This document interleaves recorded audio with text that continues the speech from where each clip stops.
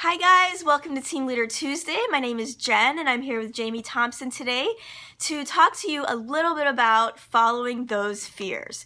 So we titled it that because fears, we think, can sometimes be like little breadcrumbs leading us somewhere, right? And the question is, where are those breadcrumbs leading us?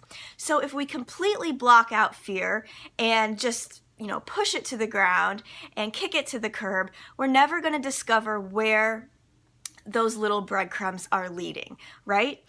So I finished this book recently. I read this book, Big Magic by Elizabeth Gilbert. If you guys remember, she's the author of Eat, Pray, Love, and she also wrote a wonderful book after that called The Signature of All Things, which I really enjoyed. So when I saw this nonfiction work by her, I had to pick it up. I wasn't sure how applicable it would be to UBAM, but it turns out it really was. It really got me thinking about fears and creative living. And the subtitle of this book is Creative Living Beyond Fear. And you might think creative living, what does that have to do with our business? But it has a lot to do with our business. As independent business owners, we have the ability to work our business however we want. And, Usborne makes amazing books for us to sell. Home Office provides the means by which we sell those. But the more we differentiate ourselves from other companies and other consultants, and the more creative we get with this whole awesome book selling endeavor, the more successful we're going to be. So Gilbert says in the book that the more creative we get, the more fear is going to want its way into our heads and into this conversation.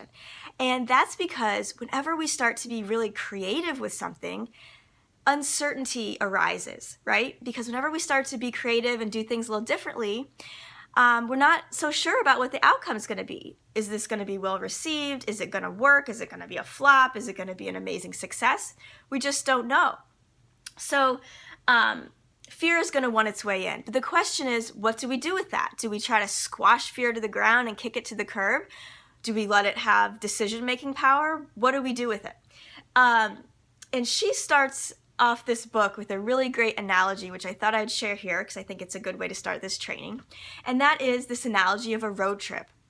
So the idea is that we're on this journey, okay? And fear is wanting its way in.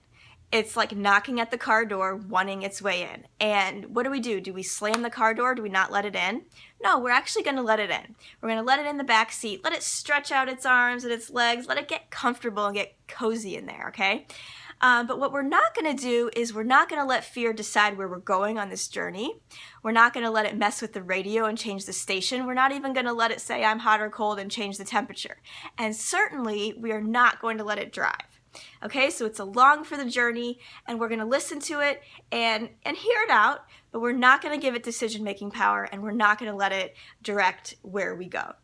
All right, guys, so comment on the post. This training will be a lot more fun that way, and I'm just interested in to hear what you guys have to say about these different fears. We're going to be identifying different common fears that as leaders you might be having, and here we go.